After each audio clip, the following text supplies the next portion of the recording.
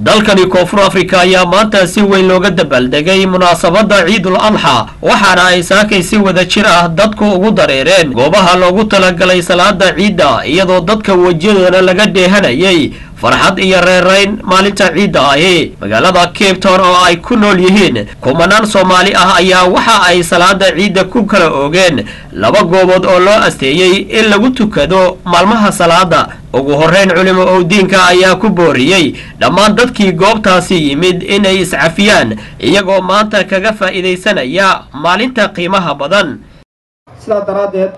inaynu qalbi wanaagsan ikhlaas alla ka cabsi khushuuc farxad iscafin aan uga faa'iideysano inta kadib ayaa waxa mikrofoonka Hon Cable TV oo la dhaxmaray dadkii halkaasi iskugu yimid maanta maalin ciid ah oo ay ciidayaan dhammaan dadka muslimiinta meel kasta adduunka ku dhaqan yihiin maalin ciid ah aad iyo aad dadka reer South Africa gaar ahaan Cape Town aad baa macnaha looga ciiday sida baadad kaystaan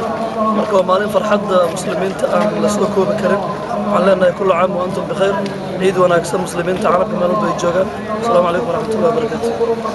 bismillaahir rahmaanir rahiim assalaamu calaykum waraxmatullahi ta'ala wabarakaatuh maanta waa maalin aad iyo aad farxad badan waa maalin weyn muslimiinta adduunka meel kasta ay joogaan magacayga waa cali aadan ciyaal sultan qaaliga ah oo TV-ga Hon Cable oo isiiyay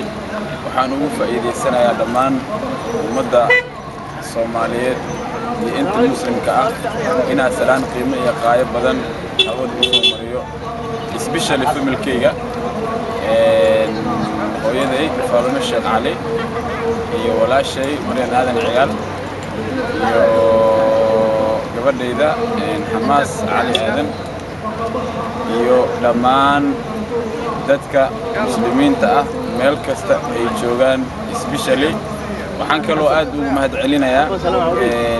TV-ga Hon Cable iyo shaqaalihiisa oo mar kasta u taagan inay